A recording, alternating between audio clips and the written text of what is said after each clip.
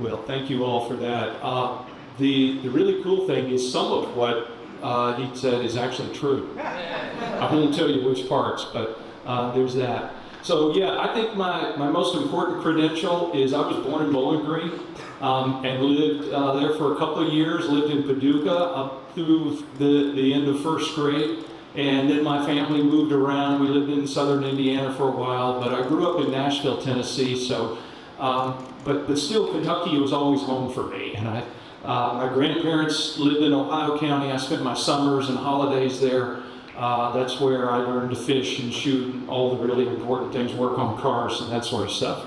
So when Praveen gave me an opportunity to come, and he said to come to, we're a small university here in Pikeville, I was like, oh yes, get to go back to Kentucky. You don't have to sell me. I'm all about that. So thank you all for the opportunity to speak to you today. So I want to talk to you about what I consider to be two of the hottest topics going, AI and cybersecurity. Now, my career has been in cybersecurity, but I can remember taking a look at AI when I was an undergrad student back 1,000 years ago when I was writing my dinosaur class. It was that long ago. And it was always interesting to me then. It's become even more interesting now. And I look at this with a mixture of excitement and terror, because that's what cybersecurity people do. We can find the dark cloud to every silver lining, because our world is about seeing what can be done and then imagining how someone could abuse and misuse that situation. And then what can I do to make sure that somebody doesn't do that? So it involves having to understand the technology first. But let's get into this. As you heard, this is one of the things I do that I love about my job. IBM gives me an opportunity to do this. And I do these YouTube videos. You'll see it. Well, I'll give you an example of what they look like a little bit later in the talk, so you'll get a sense of it. But there's almost 90 of these videos out there now. And I go in just about every Friday morning to our studio out at Research Triangle Park and record these. These are not something I do in my basement. And you'll see how this works. It looks like I'm in a dark room writing backwards in the air with my left hand. None of those things I just told you are true. The room is very bright. If I write in the air, you can see nothing happens.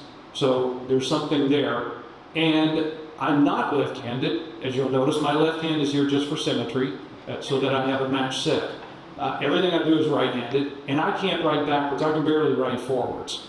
So I'll let you guess, think about it a little bit as I'm talking. If you get bored with my talk, you can at least imagine, so how is it he's able to make it look like he writes backwards in the air? We'll think about that, and we'll talk about it later. But here are some of the topics that I talk about, all things related to cybersecurity, and then some that are related to AI. If you want, that QR code will get you a list of all of the videos that I've done. Whenever I do a new one, I post it to there. In fact, if I understand the schedule correctly, tomorrow I'll post a new video will get posted on AI and basically connected car security. We're all driving, basically, we're all in computers that take us places. Your car has got multiple computers in it. I happen to drive an electric vehicle, which is essentially just a computer on wheels. But even the conventional gas-powered cars have multiple computers in them. And these things are more and more connected. And that's really cool until it isn't. And when it isn't is when a bad guy starts trying to get into your connected car. So that's what the video that will release on the channel tomorrow. So there you can go and get those videos. If you want, also feel free to contact me. If you're on LinkedIn, find me there and I can send you the full-blown playlist if you don't like these shortened URLs, what the full-blown playlist is. Okay. So I'm going to suggest to you that in November of 2022, the world changed. That was an inflection point for us. We're going to look back historically, and you're going to be able to tell your kids and grandkids, oh yeah, I was there when AI really became real. Now, I took a course in AI, again, when I was an undergrad, but it always felt like it was 5 to 10 years away. It doesn't feel like that anymore. It feels like it's very present and very real right now. And ChatGPT launching was a big part of that. Now, if you want to see how viral this technology is, let's look at what are the most viral technologies we've ever seen. And here's one measure of the virility of these. 100 million views. How long did it take to get 100 million views? Well, Netflix took 18 years. Spotify, 11. Twitter, and yes, I'm going to keep calling it that, no matter what Elon wants to name it. I drive one of his cars. I don't have to call it call Twitter or anything other than that. Let's see what it's about. 5 years for Twitter. How about this? TikTok, 9 months to get the first 100 million users. ChatGPT did it in less than 1/4 of that time. Now, there couldn't be anything more viral than TikTok except ChatGPT. That tells you that, I mean, this is an incomplete technology, as I'm going to show you, but it captured everyone's imagination because it was doing something that people, up until that point, really had never envisioned. And we're going to take a look at what some of those changes look like. Businesses looked at this and said, oh yeah, we could use that. We could do better customer service, for instance. We could have a chatbot on our website, and whenever anybody comes, they can interact with the chatbot. And we had chatbots before, but I don't know if you've seen most of those. They really suck. I mean, they answer about 6 questions, and it's never the question that I have. And I have to ask the question in the way that it wants the question asked. With generative AI, and I'm going to explain what that technology means in a few minutes, that kind of technology understands natural language, the way you and I normally speak. And it understands our intent. And for the first time, it felt like a computer understands me and gets me, and I can just have a conversation with it. That's game-changing stuff. So the business looked at that and said, we could improve customer service by having a chatbot that understands what people are actually asking for. Well, guess what? The bad guys looked at it and said, oh, yeah, we could use that too. Just one example, let's say phishing. So phishing is when you get one of those emails that said you just won a sweepstakes, you just won a prize. I'm your bank and we need you to log in and verify your details. By the way, if your bank forgets your details, don't give them your money. Banks, they need to be able to remember where you live and log in and all that kind of stuff. So those are all phishing attacks. Banks don't send out those emails. But those are examples of phishing attacks. Phishing attacks are essentially an example of what we call social engineering. It's an abuse of people's desire to trust. In general, we don't trust everything. But in general, if somebody comes up to you, they give you a plausible story, we'll trust. And social engineering takes advantage of that and exploits it. And that's what phishing attacks do.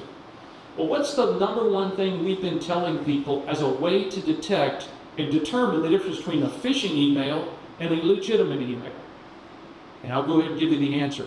We often tell them, we do this in employee training at large organizations, we say, look for spelling and grammar errors. Because a lot of the people doing these phishing attacks aren't from here. English is not their first language, and when they write the email, you can tell it right away. You know, nobody from this country would have said that way. So that's a tip-off. You know, why would my bank, which is local, be writing to me in some odd form of English? And so we know that that's not good. Well, guess what? Forget about that. Because the bad guys now can use a generative AI, a chatbot, to generate a phishing email that will be in perfect English. So the thing that we've been looking for as a clue just went out the window. That's just the beginning of this. We're going to talk about deepfakes later in the talk. So those are two different. These guys, I want to let them do what they want to do, and these guys, I want to prevent them from doing what they're trying to do. And then in the middle is where I sit, and I'm trying to say, hey, could we use this stuff to do a better job of cybersecurity? So 3 different viewpoints on this. Now, use these terms a bunch without defining them, so let's go back and define them. Artificial intelligence, what is it? You can see a lot of complicated definitions. I'm going to give my definition, which is simple. And that is, it's trying to match or exceed human intelligence in a computer. That's it. Okay? We're using ourselves, when we do AI, we're using humans as the standard.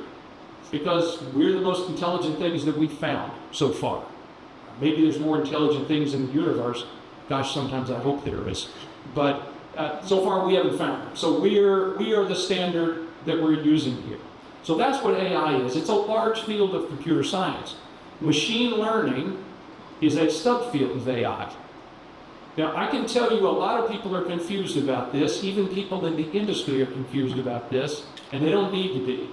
As you heard before, this video that I did about a year and a half ago on AI versus ML, most of the time I'll give you a little background. When I do one of these whiteboard videos, and I'm not the only one doing them at IBM, but when we do one of these, if we get 10,000 views, that's a success. Now, we're happy with that. This video is now over 1.1 million views. Now, that's not because it was an exceptionally well done video, or we are absolutely sure it's not because it was an exceptional presenter doing it. It's the same me, just like I've done in all my other videos. But this one went viral because it was answering this question that people are confused about. AI, machine learning, are they the same thing? I've had people argue with me and tell me that machine learning is the larger field and AI is the subset, and it's not. They're wrong. It's as simple as that. At least I get to say that. So it is a very crude Venn diagram. If you learn Venn diagrams in math, if you didn't, okay, then this is like those Russian nesting dolls, one's inside the other. So or it's an onion, and we're going to peel back the layers until we start crying. We'll go with this. Machine learning is a version of, imagine this as pattern matching that it is to the extreme. So if I gave you 10 different objects and 9 of them are essentially the same and 1 of them is different, you'll spot that instantly. I'll say, oh yeah, that's the outlier. Just 10 things, that one doesn't belong. Now let's play that game where I give you 10 million things and ask you to tell me which one doesn't belong. Now you just give up. Machine learning can do that. Machine learning, if you feed it more and more information, it starts developing it's learning this. It's developing its own idea of what are those characteristics that cause all those things to be similar, and then therefore can instantly kick out the thing that looks different. Now, why is that particularly useful? In cybersecurity, we live to find the outliers. We're looking for somebody who is using the system in a way that they didn't use it last year or last month, and now they've suddenly changed. Or, unlike their peers who download 100 files a day, here's this one guy over here downloading 100,000 files a day. Why is that? I want to know about those outliers. So that's important. We've been using this technology in cybersecurity for more than 5 years now, and it's been useful, but we can do more. Deep learning is a subfield of machine learning, where we use a thing called a neural network, which is how we think the brain works. Say we think because we're using the brain to understand the brain, and now we've got a recursive problem of where do you start with this, chicken and egg. But that's how we think human brains work. Deep learning, because it's multiple layers of these neural networks. Deep learning is an odd technology because we can get results from a deep learning system that are not fully explainable. It's like, okay, normally with a computer, it's deterministic. That is, you put this in, you'll always get this out. But with deep learning, sometimes we get something out, and it's like, where did that come from? We don't really know. Okay, so just bear that in mind. The next turn of the crank, and this is what's gotten everyone interested in AI these days, are these things called foundation models. Or you'll hear me use the term generative AI. That's a use of those foundation models. Foundation models are things like large language models. That's what ChatGPT is built on. There are also visual models, there are audio models, and that's where deepfakes come from.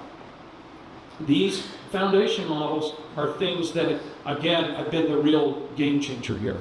Now, I'll give you a quick tour. IBM's involvement in AI goes back a really long way. I can remember, I think it was 1997, I believe, 98 timeframe. IBM built a computer called Deep Blue that was the first computer ever to be a chess grandmaster at chess. Up until that point, everyone said computers will never be able to beat the grandmasters. They can beat average players, maybe even really good players, but the grandmasters, they have a level of skill, a level of creativity, a level of planning and strategy. We can't do that in computers until we did. And the guy, Gary Kasparov, was, let's just say, he was not a gracious loser when he got beat by a computer, and he got to be the first one. Now history will remember him as being the first grandmaster that fell to a computer. Then fast forward, I think it's like 2011. You all know the TV game show Jeopardy? But you've seen that, right? IBM built a computer that played against two of the all-time Jeopardy champions and beat them both like a rented mule.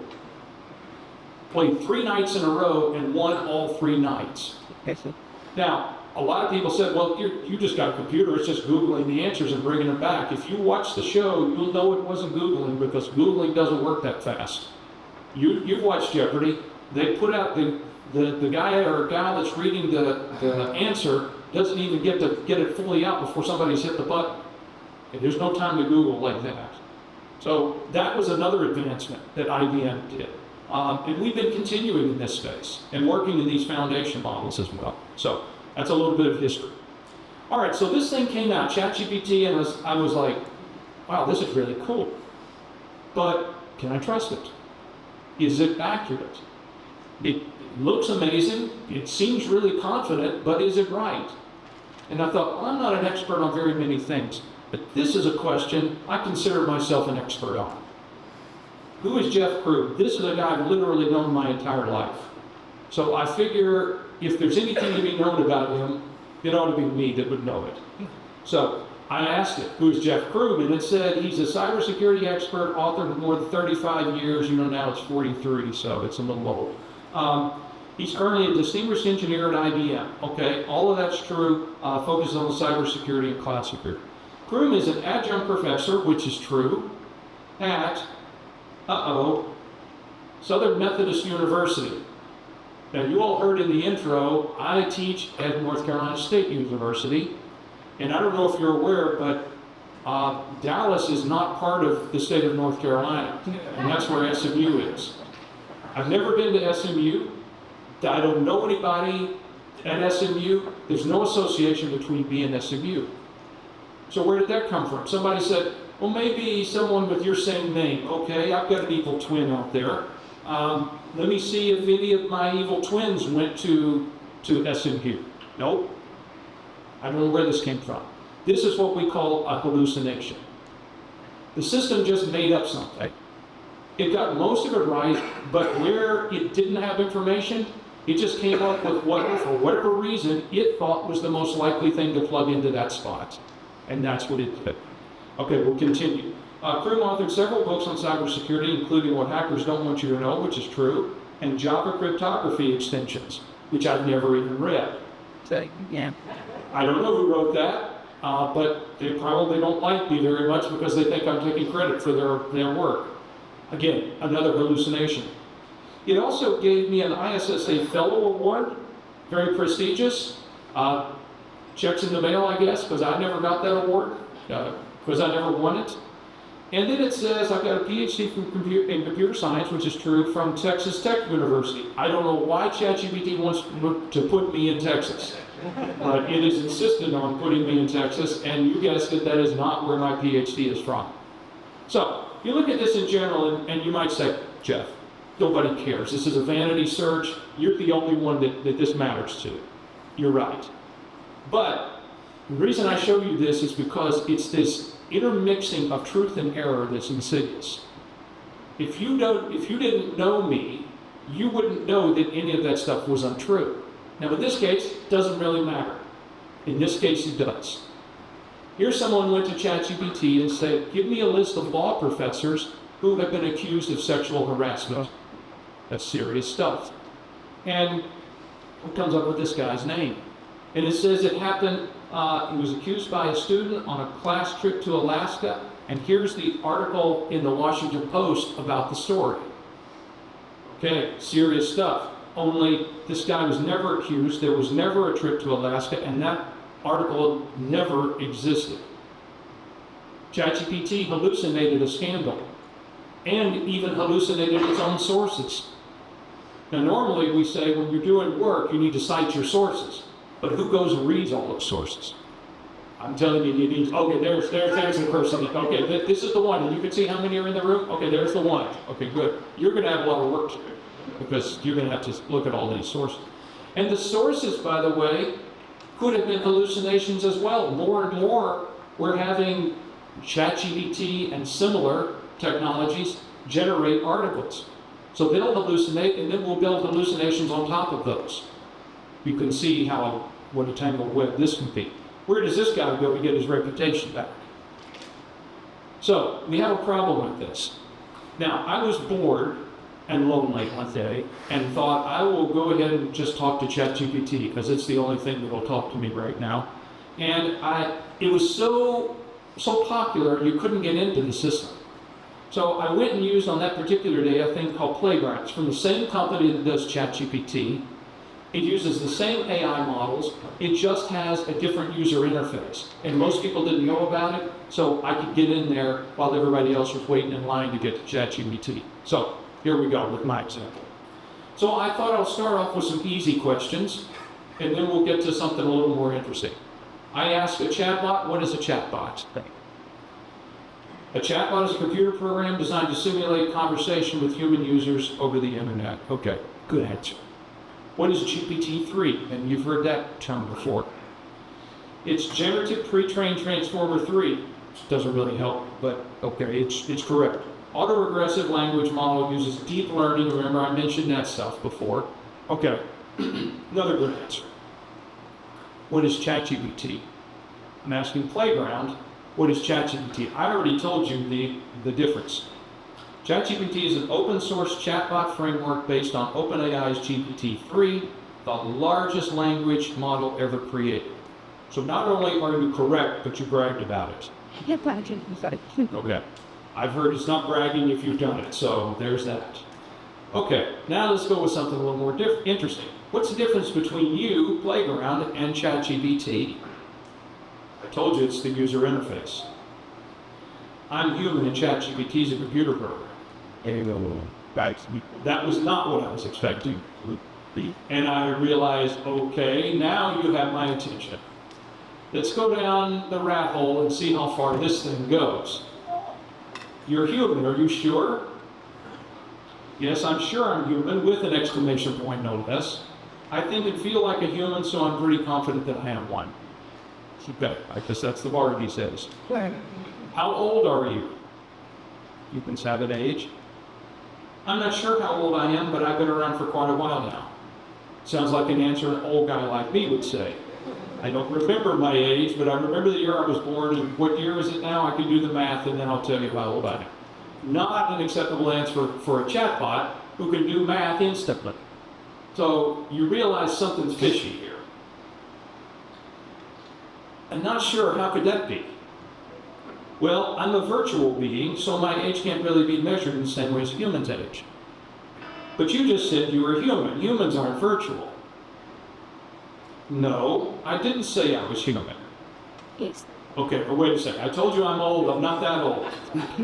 10 seconds ago, you just told me you were human with an exclamation point. And now you're telling me that you're not. And by the way, double down on that. And I said, okay, I also possess copy-paste technology, and I'm not afraid to use it. You definitely just said, and I copy and paste, I am human with your exclamation point. I think and feel like a human, blah, blah, blah. Yes, that's correct. What I meant was that I had many of the same qualities as a human. Well, that's not what you said. In fact, twice you told me you were human. So if that's what you meant, why didn't you say that? So that means you misspoke on your previous answer. So this is, and yes, if you were wondering, there are lawyers in my family.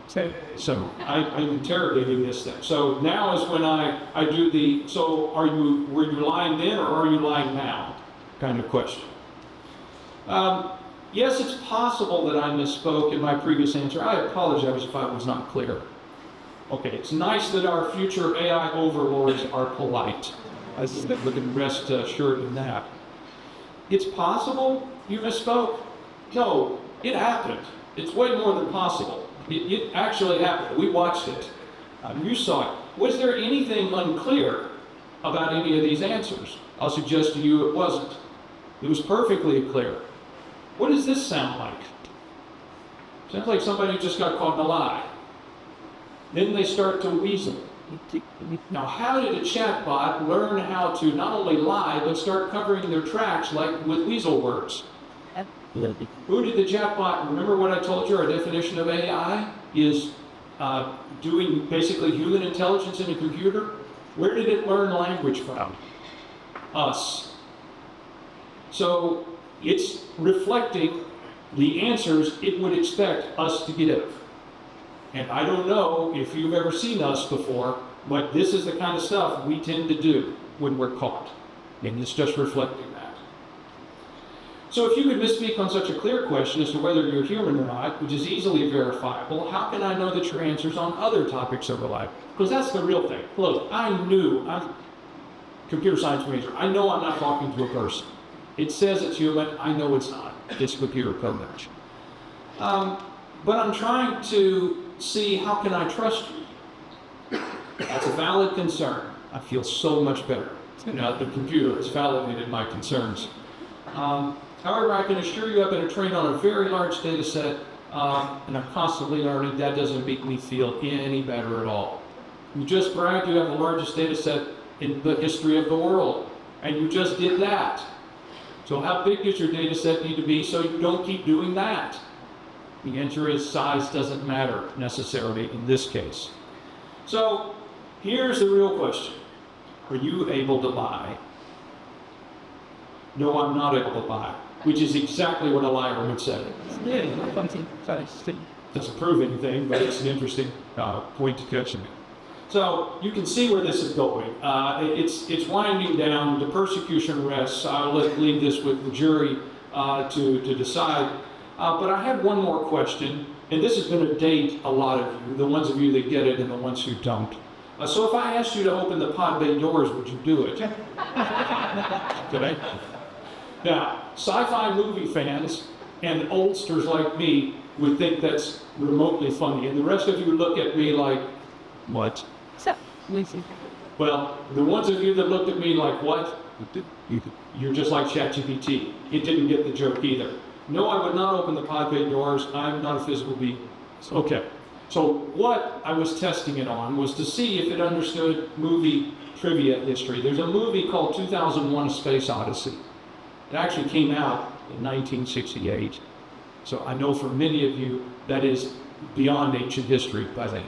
It's a very interesting movie, and in the movie there's an AI that controls the spaceship. And it starts going haywire, and it starts doing weird, evil kind of things. And so the astronaut on board says, okay, I'm getting the heck out of Dodge. Open the pod bay doors and let me get off of this thing. And the name of that computer was called the HAL 9000.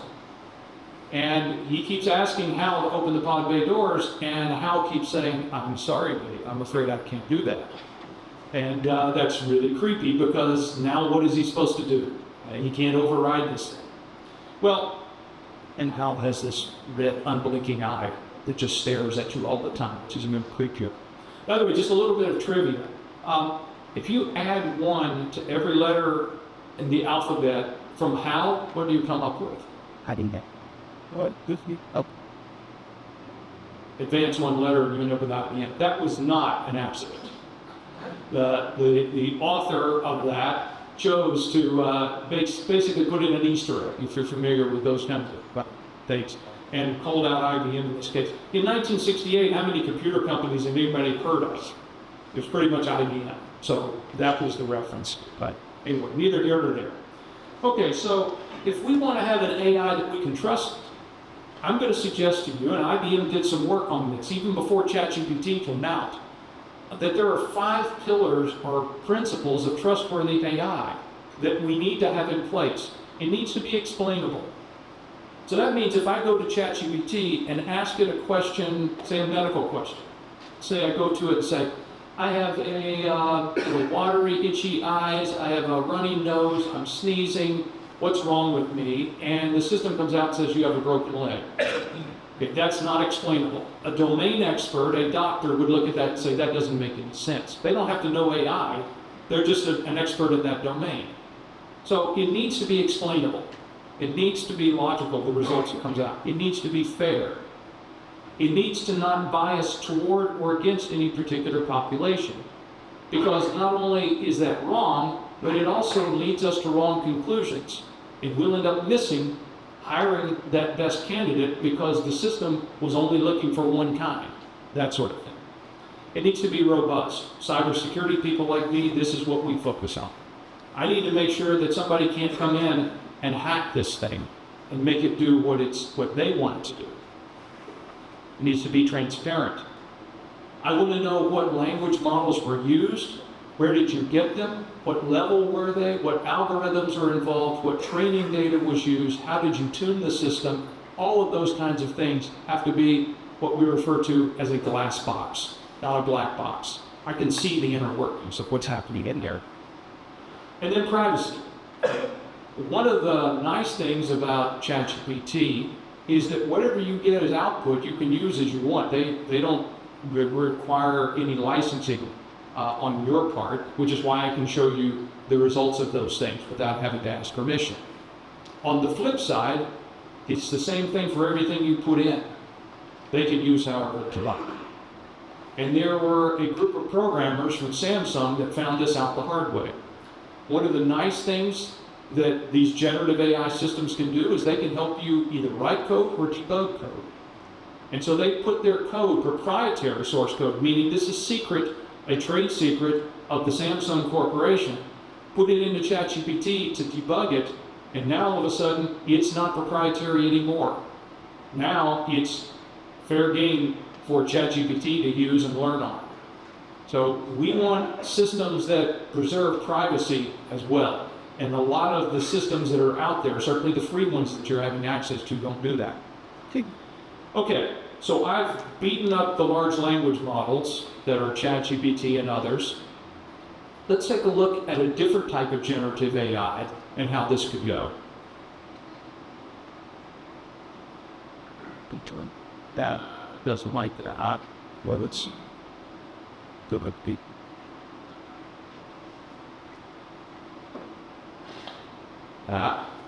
What is it doing here? Okay. Send. Hold on a sec. I'll get there.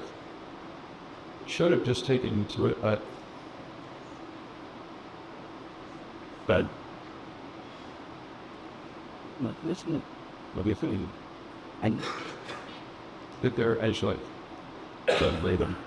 What you see is not real. I am not Morgan Freeman. But what you see is not real. Well, at least in contemporary terms, it's not. But a human being. Would you believe me? What is your perception of reality? Is it the ability to capture, process, and make sense of the information our senses receive? If you can see, hear, taste, or smell something, does that make it real? Or is it simply the ability to feel? I would like to welcome you to the era of synthetic reality. Now, what do you see?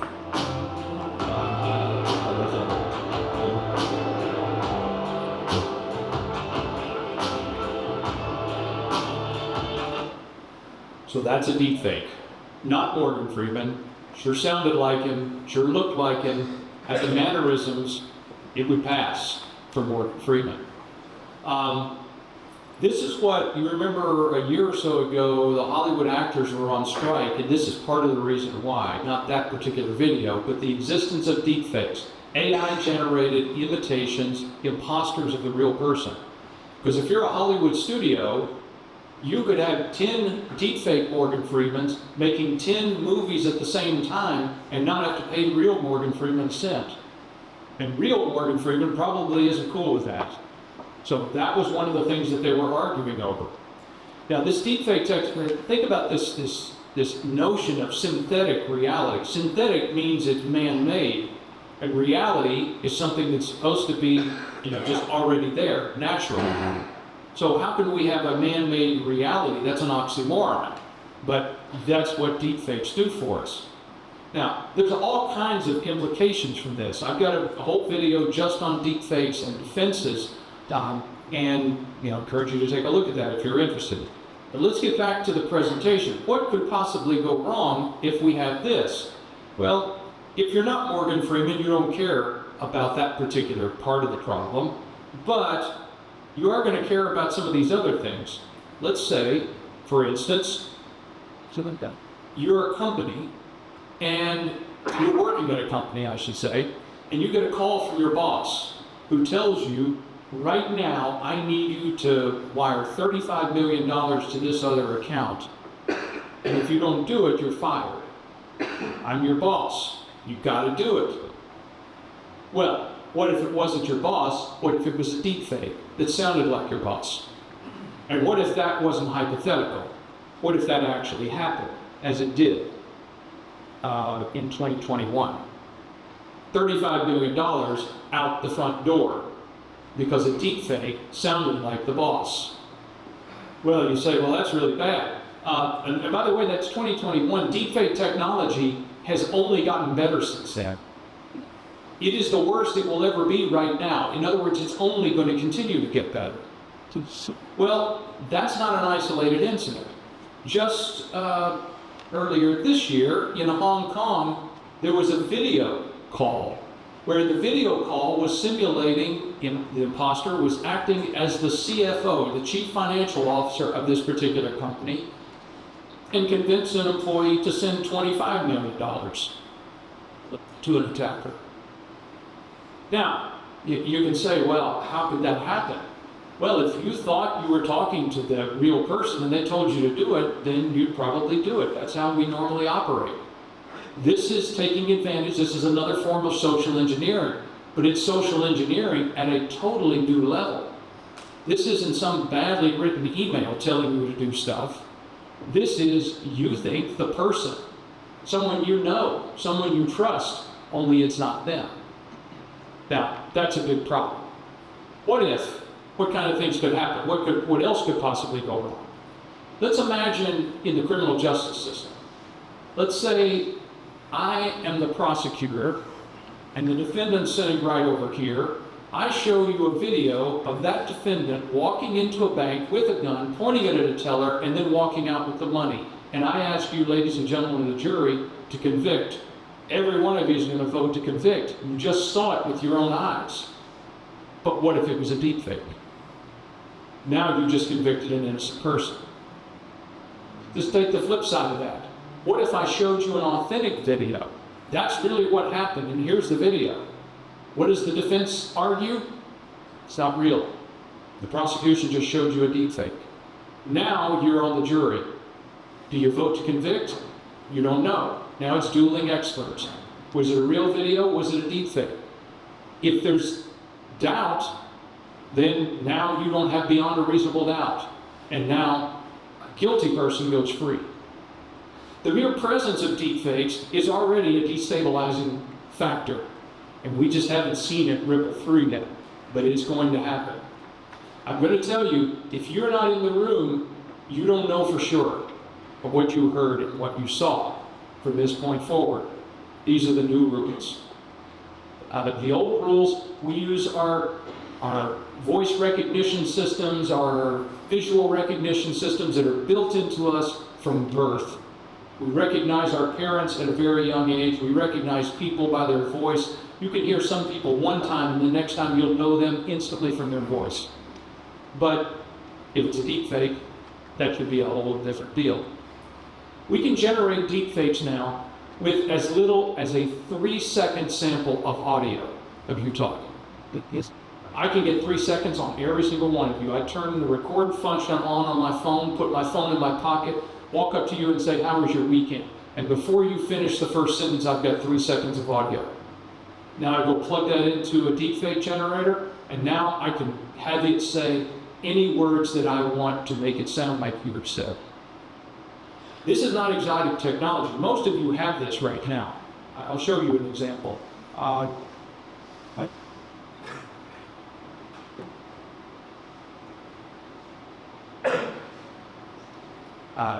My name is Jeff, and I'm listening to a deep fake of my voice.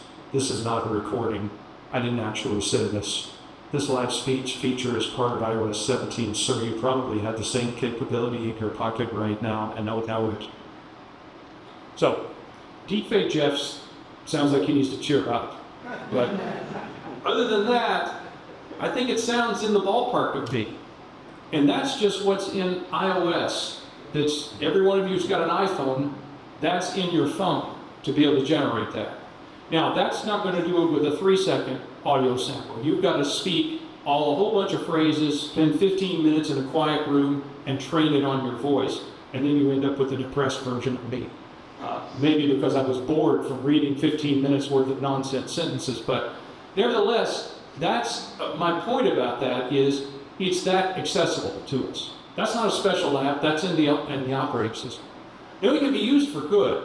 I told you, cybersecurity people, we focus on all the negative cases because that's what we're trying to, we have to identify how this thing could be abused and then figure out how to do the defense against it. So that's where I spend most of my time. But how could a deep fake like that, why would Apple put that in their phone? Let's say someone has an illness where they are losing their voice, and we know a year or two from now, they will not be able to speak again. We could capture their voice, and then they can type, and we'll hear them. We've captured their voice. We can still hear them in their own voice. That'd be a beautiful thing. So there are positive uses for this. And deepfakes are enormously entertaining on TikTok and other places, but I'm again focusing on some of these negative consequences that could happen from them. And there are many. One of these is, for example, what's known as a grandparent scam. It doesn't only hit grandparents, but that's sort of the stereotype of it. Let's say you're, let's say you call your grandparent and say, I've just had a car accident, I've just been arrested, I've just been robbed, and I need money.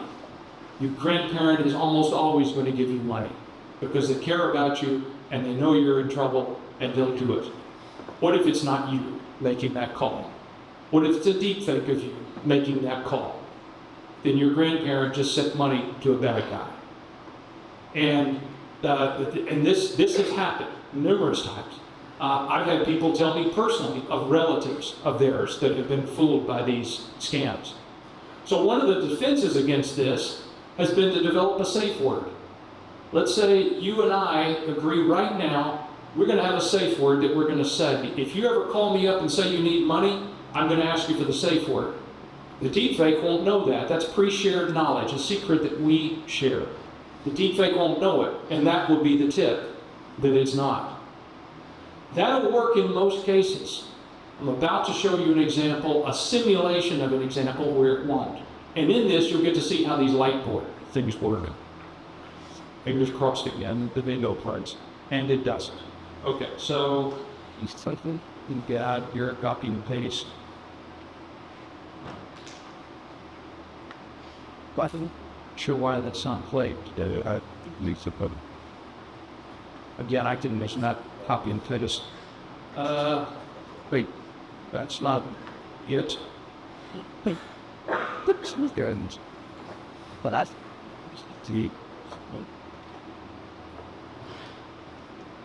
there. I recognize that guy. Seen you at the conference yesterday. Great, see. Back it up to the beginning. So this is a light board video I did with a colleague of mine. In fact, the connected vehicle video that comes out tomorrow is with the two of us. We're the top two content producers on the IBM Technology channel. So we're going to do a simulation of what this new attack called audio jacking is.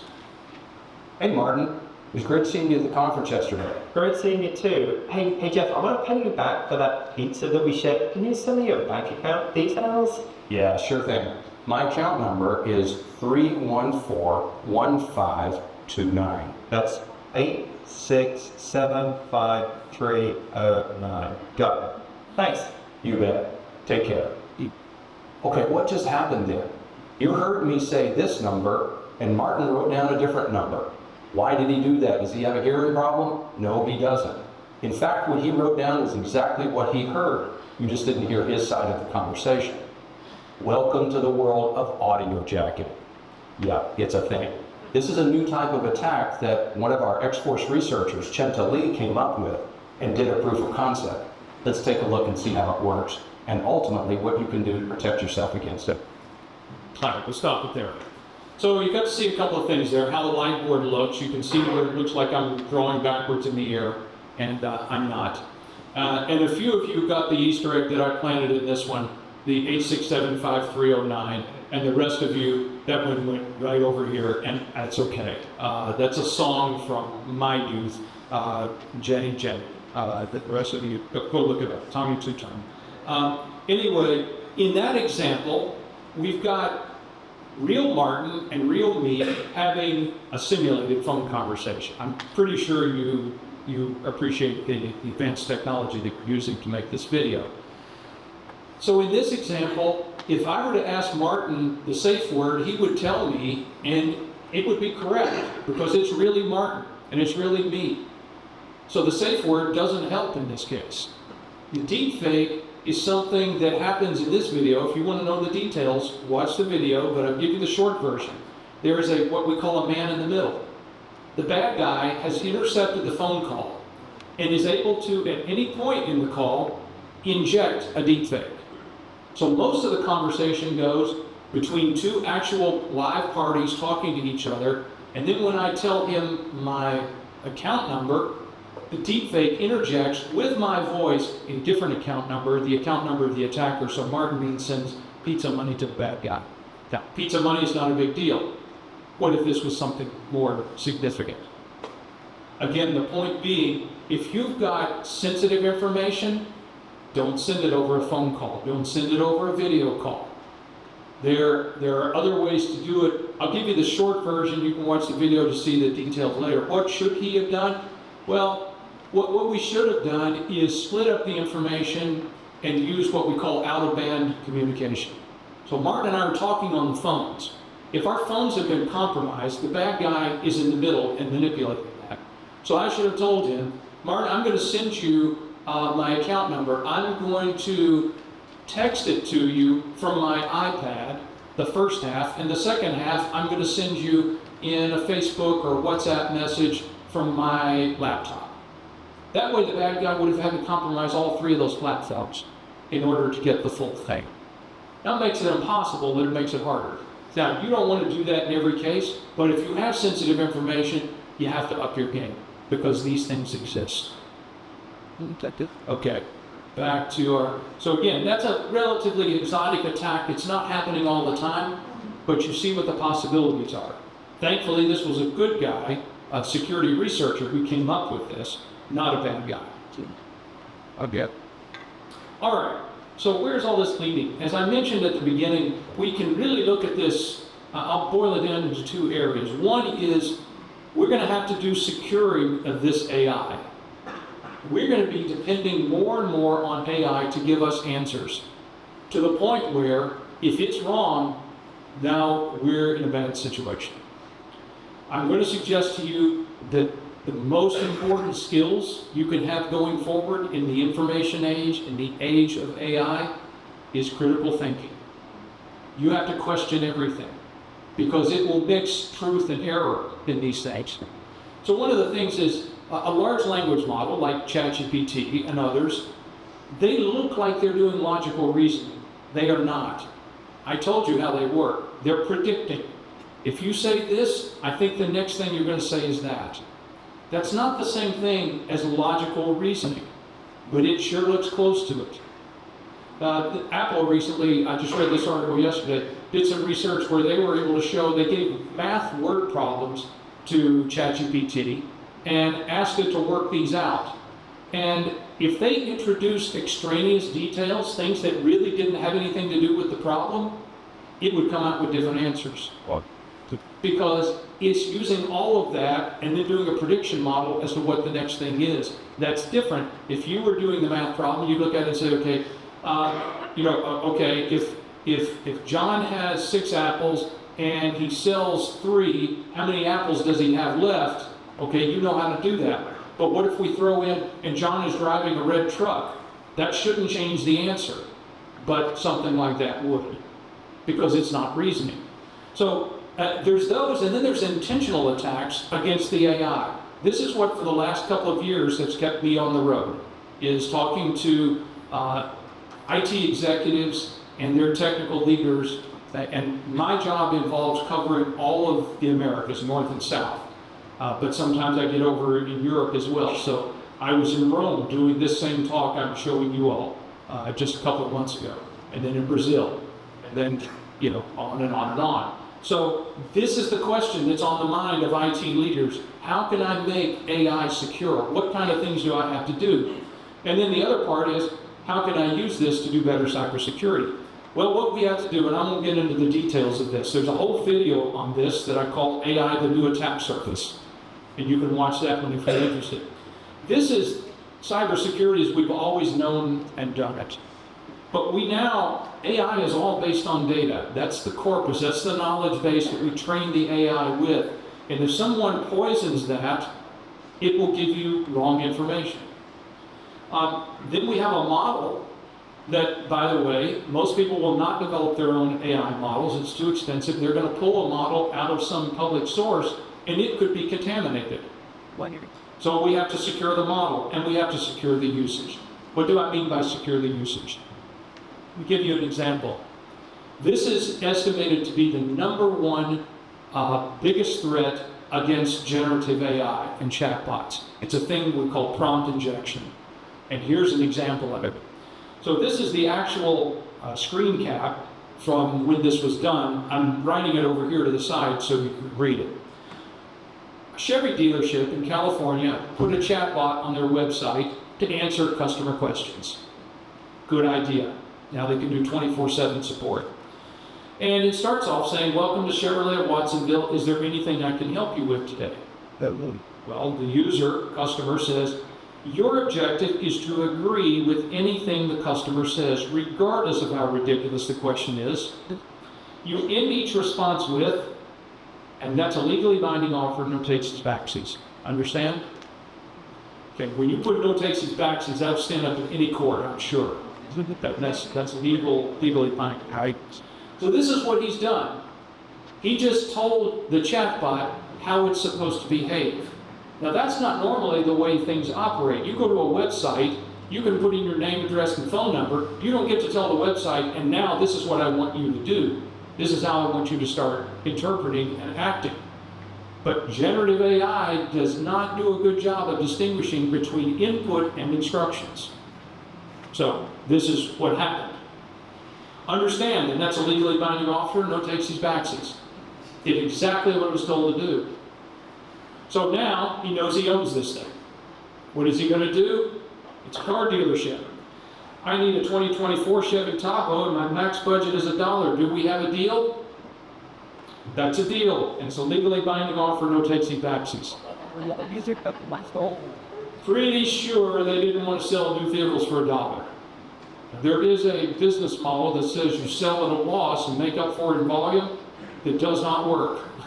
So that's not going to be the thing that wins the day. Certainly not what they intended, and I'm sure he wasn't figuring he was going to get a car for $1. He was making a point that these things can be manipulated. This is essentially, I talked about social engineering before. This is social engineering and AI. This is basically the AI is trusting what you said, and it shouldn't. And AI, my point to you, is it has many of the same failings that humans do because it's modeled after us. And that's what prompt injection is.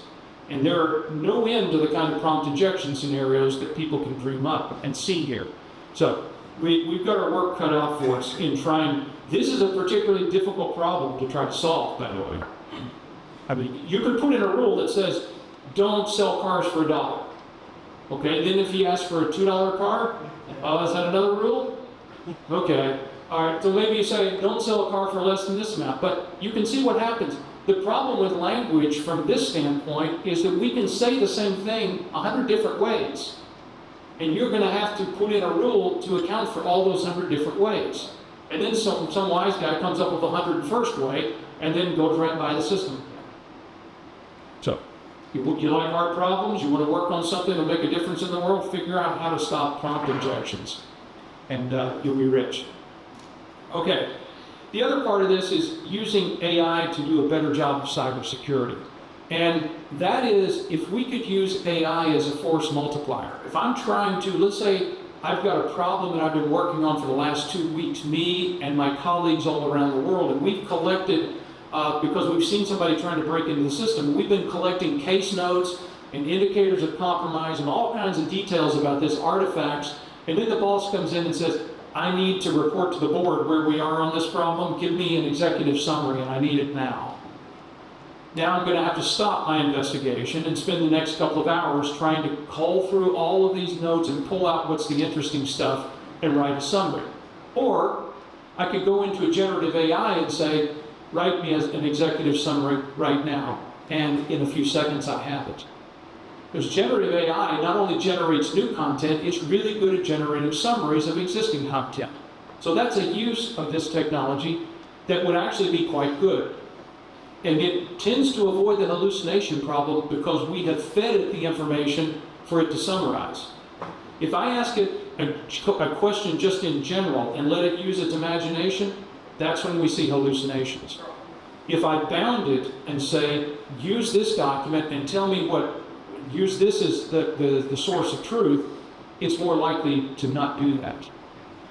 We can do other things with this kind of technology. If you're a cybersecurity person, then you know reading through logs is really tedious, and somebody might put in a SQL command or some other kind of command, and you're like, I don't know what this quirky thing is. Now I got to go Google it and look up the manual and figure out what those particular parameters. No, just run it into a large language model, because language is its middle name. And if it knows the language, that is the SQL or whatever we're talking about, some of you might not know what I'm talking about, it's okay. It will tell you exactly what that command would do in that system. So you don't have to research it. It would just tell you what the results would be. It could also generate scenarios if we're trying to do threat hunting. Threat hunting is when you're being more proactive, when you're trying to guess. If I was a bad guy, what would I do to break into our system? Well, this thing has an imagination, you can see. Sometimes it's a wild imagination, but we could use a generative AI to give us scenarios that a bad guy would use to break into our system, and then we could vet those scenarios and see, okay, are we vulnerable to any of those? Did it come up with anything I didn't think of?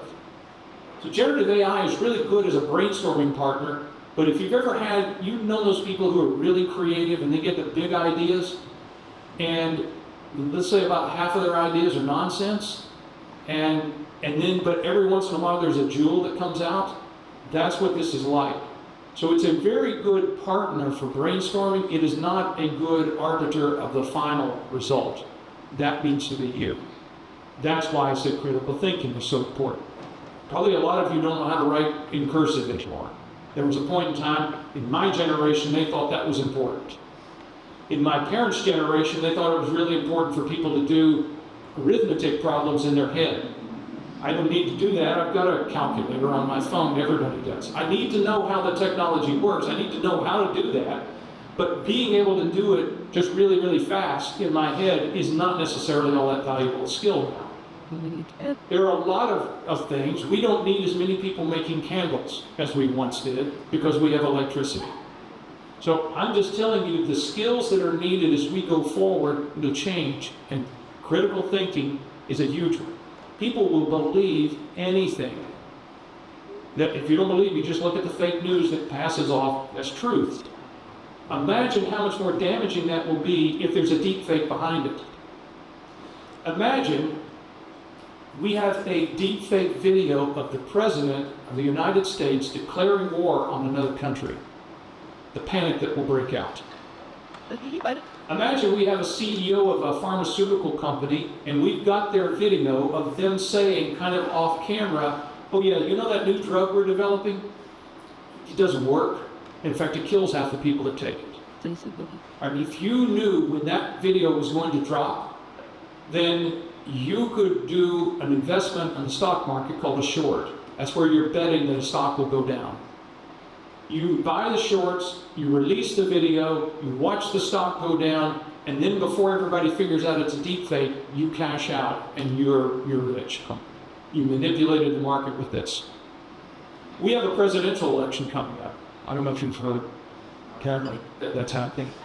What if on the day before the election, a deepfake is released of one of the candidates doing or saying something absolutely deplorable?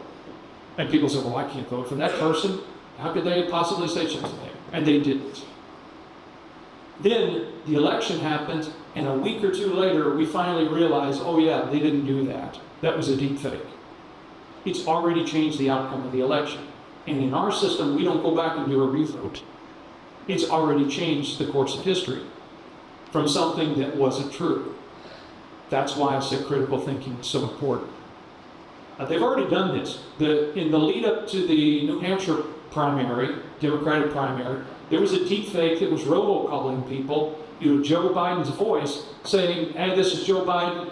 You just save your vote for the general election. You don't need to vote in the primary. And it sounded like it, and people fell for it. In that case, it didn't matter because at that point in time, Joe Biden was essentially the only one running on the Democratic side, and in a primary, you're only voting within that party. So there was no real effect on it. But that same thing, or worse, could happen in other areas. So you can see why I don't get invited to parties, because I just come with all kinds of bad news and all that sort of stuff. But believe it or not, in spite of all that, I'm still upbeat on AI. I'm fascinated by the technology. I'm fascinated by the possibilities it presents to us. I'm also going into it with my eyes wide open of what the damage it could potentially do, and why I'm so passionate about trying to get the word out to as many people as possible. The deepfakes are here. This is now. This is not science fiction. Hallucinations happen. Don't believe everything that comes out of a chatbot, just like you shouldn't believe everything that comes out of social media. If you learn nothing else from today, just remember this little secret. Not everything on the internet is true. I know this is shocking, because you've all thought everything on the internet is true. It's all been vetted. No, not everything on the internet is true. Not everything that comes out of an AI that seems to know everything will always be correct as well. And the system can be manipulated by people. We can make an AI lie if we want to. If we tell it to lie, it will. So, and that was, again, if you don't, that was predicted back in the movie 2001: A Space Odyssey. So that's a similar kind of thing. We know that generative AI can help us, and we know that AI in general can help us with cybersecurity outcomes. IBM runs a report. We've done this every year for 19 years, where we go and ask organizations who have had a data breach. That is, their customer data got compromised. How much did it cost you? What kind of things did you have in place? And we found the number one thing that cuts down the cost of a data breach is extensive use of AI and automation tools. So this is what I do. I sell this stuff for a living. And now I've got the numbers to prove that the reduction in the number of days is 108 days. The reduction in cost is about 1.8 million for the organizations that do a good job of using AI and automation versus the ones who don't. So we know we have tangible results that AI can help us, and I hope we continue doing that. Okay, with that, I will stop and see if you all have any questions. Yes? If I get the virus, right, you take that focus off, but it could give right versus. So, I don't know, can you all hear her question, or should I repeat it? She said, I'll repeat it just in case. She said, if I asked ChatGPT to fact check itself, would it be able to do that? It's interesting. Sometimes I have seen ChatGPT come out with wrong answers that I knew were wrong. And I said, try again. That's not right. And then it comes back and apologizes and says, yes, you're right. I really should have said this. And sometimes it corrects it and gets it right, and sometimes it corrects it and just makes another mistake. So the answer is maybe. kind of. If we want to have something that really we know is grounded in reality, the real truth, again, I'm going to tell you, this technology is one of the better ways to do it. Retrieval augmented generation, where if this is my AI, instead of just asking it to pull from its knowledge base and then give me a result, I'm going to supply to it a document and say, use that, do your processing on it, and then give me a result based upon this document that I've already verified. Then it's sort of bounded, and it has to operate within that. That will tend to be more accurate. Some other things we can do is we can take multiples of these chatbots and say the results that come out of one get fed into another, which then get fed into another, which get fed into another, and then all of this comes out and we get our answer. So that way we get kind of a consensus answer where each one of these things are fact-checking each other. I feel like that will be a better way. It's also more time-consuming and costly to do.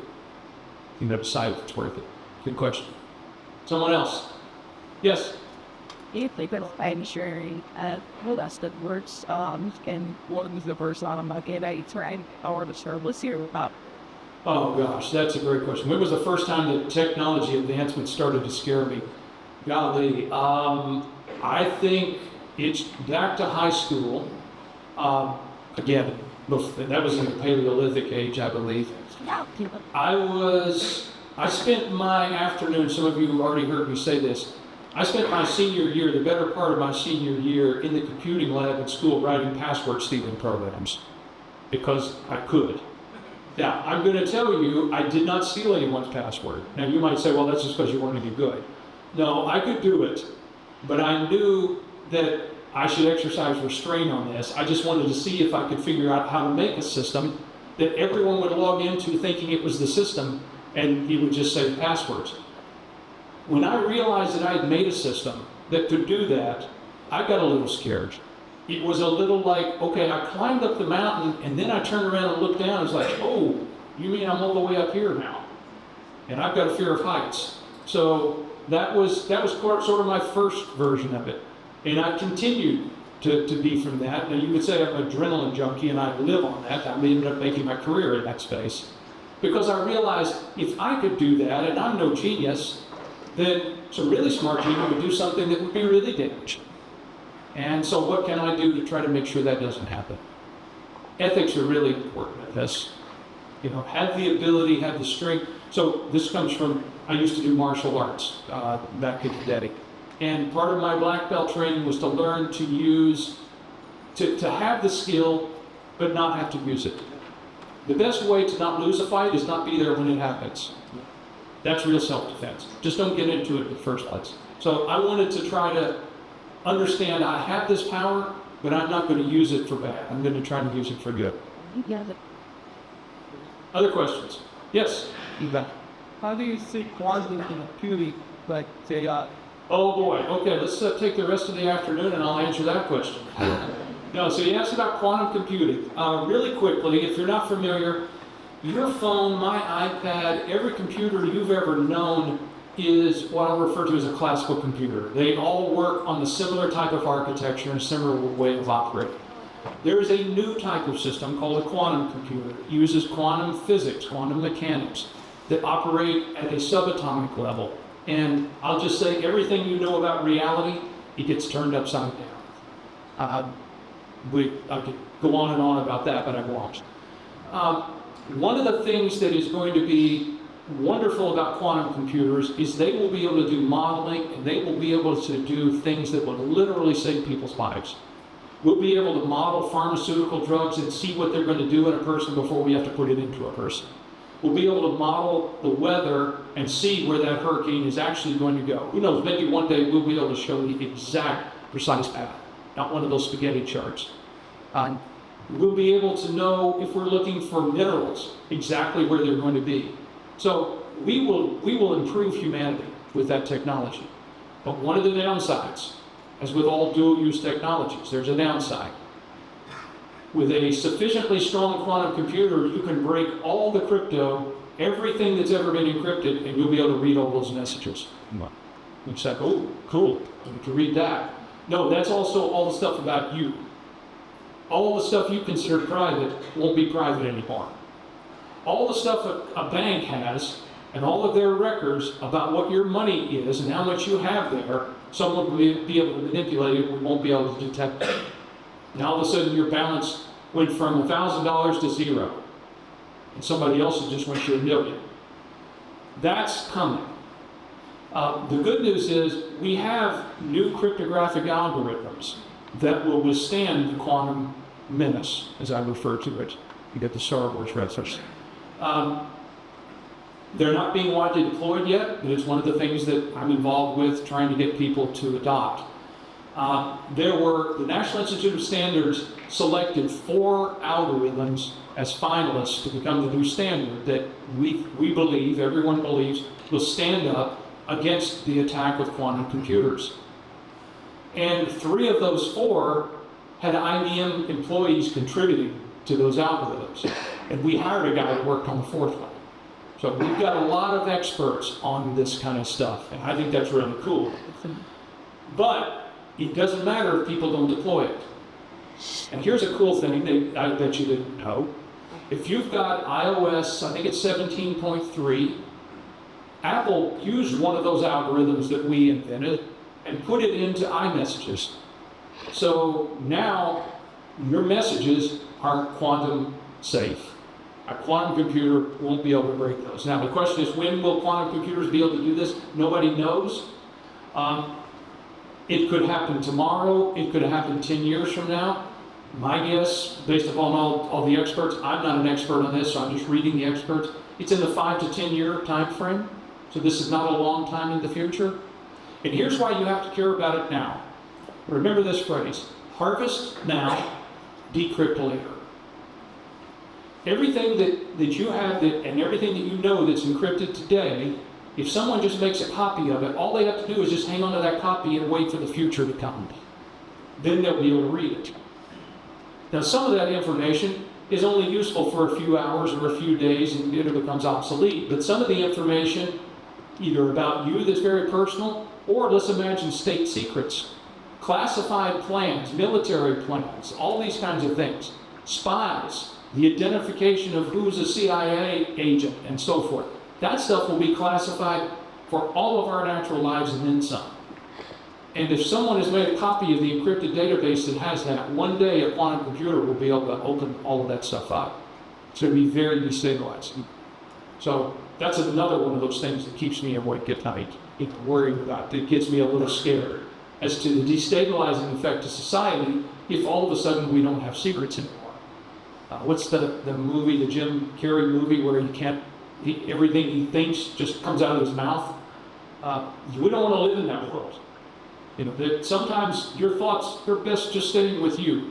But if everyone could read everyone's thoughts, that's a very, very scary place to be. Great question. Anything else? I know I'm over time. So you all, my keepers, tell me, should I continue taking questions or should I? One more. Okay, one more. All right. Okay, you guys arm wrestle and decide who gets to go. Okay, there we go. All right, here we go. I figure this is as fair as it gets. Okay. Oh, very good, very good. No. Oh, there we go. Okay, great. Now, there we go. The guy that lost, I'll take your question. But good job on the arm wrestle. Good job. No. Any of you that want to come up afterwards and ask me questions, as long as I'm allowed to say, I'll answer. But yes, go ahead. In this era of deep fakes and this authentic reality you talked about, do you think that the always turned in like the Turing test was still? That's a good one. Okay, and Patrick, most people don't know about the Turing test. A guy named Alan Turing was one of the fathers of modern computing. He devised a test to determine whether something was truly artificially intelligent. He said, let's say that the tester is sitting here on a computer typing, and they're typing messages, and their messages are going to either an AI or to another person. And if in their question all they get is just text, all they can do is type back and forth, if they can't determine whether they are talking to a person or an AI, we will consider that AI to be intelligent, and that was the Turing test. that has already been passed, I think, almost a decade ago. A lot of people didn't take note of it. What we've done in AI, I've got another video on this. What we've done is we continuously raise the bar on what we consider to be AI. So we passed the Turing test and said, yeah, but that's still not AI. So then we just keep raising the bar. I would suggest to you, I asked ChatGPT, could it pass the Turing test? It said no. But the fact that it could answer that in such a convincing way, to me, kind of was saying yes.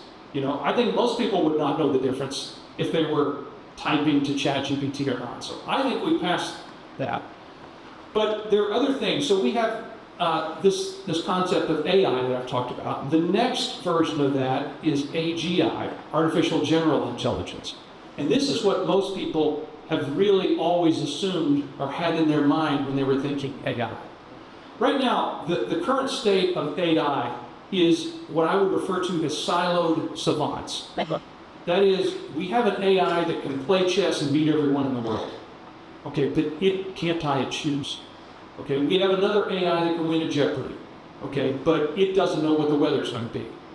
We have another AI. So each one of these things are super experts in deep fields, but they're not generally intelligent across all the things.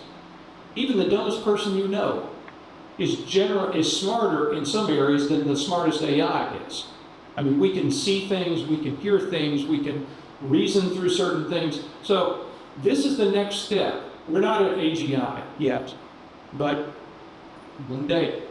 Then the next step on that, Martin, the guy on that video, did, he does one on this, where he talks about the progression, artificial superintelligence.